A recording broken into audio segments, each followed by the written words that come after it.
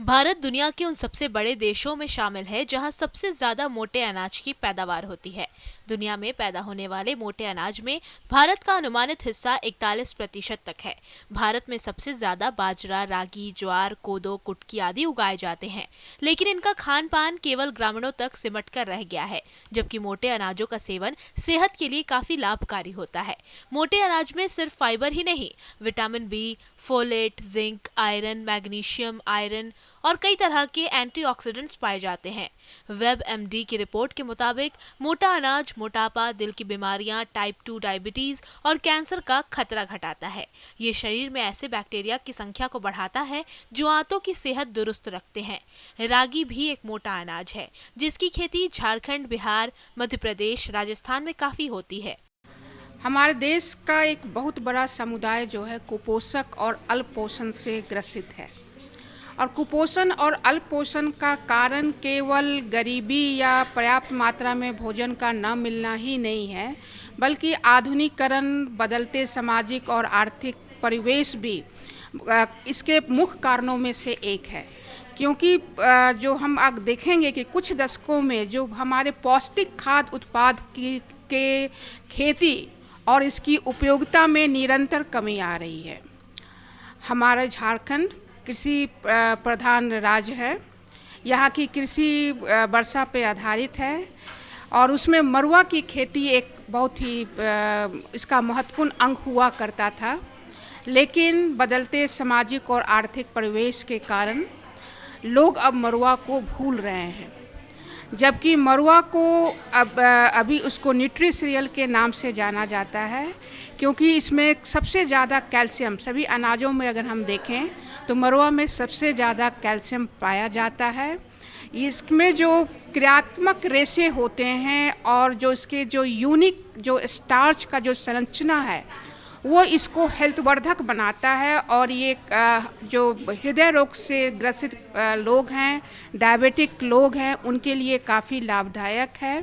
इसमें आयरन भी अच्छी मात्रा में पाया जाता है और इस पोषण और जो हेल्थवर्धक जो गुण है उसके चलते जो इसकी उपयोगिता है, इसका जो डिमांड है जो हेल्थ कॉन्शियस लोग में उसमें इसमें बढ़ता जा रहा है।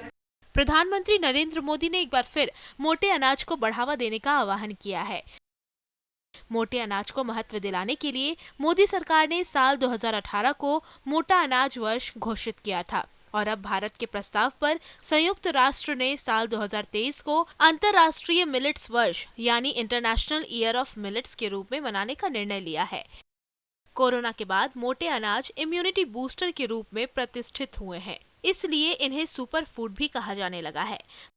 और इन्हीं बातों को ध्यान में रखकर वृषा कृषि विश्वविद्यालय के गृह विज्ञान विभाग ने इस पे मूल्य संवर्धन पे काम किया है और हमने उसके जो है करीब 50 जो है मूल्य संवर्धित उत्पाद को विकसित किया है, जैसे मरुआ का बिस्किट, केक, पास्ता, सेवई, स्वास्थ्यवर्धक पेय, लड्डू बनाया जा सकता है, सेव बनाया जा सकता है, सेवई बनाया जा सकता है, मोमो बनता है, इडली, ढोकला, कचौरी बनाई जा सकती है। आप जो भी उत्पाद का नाम बोले उसमें हम लोग मरुआ को कन्वीनियंटली उसमें यूज कर सकते हैं। उनमें मरुआ का उपयोग कर हम किस प्रकार से जो है उसका मूल्य संवर्धन के वो हमारा एक प्रयास रहा है। इससे मरुआ से बहुत से अच्छी चीज़ आप बना सकते हैं।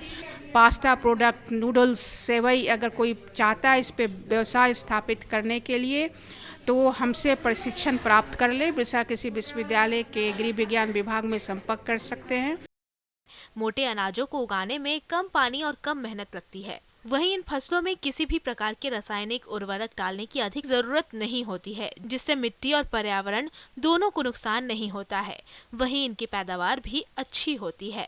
भारतवर्ष में कुपोषण को दूर करने में रागी जैसे मोटे अनाज काफी अहम भूमिका निभा सकते हैं। साथ ही इनके सह उत्पाद बनाकर बेचने पर अधिक आमदनी कमा सकते हैं।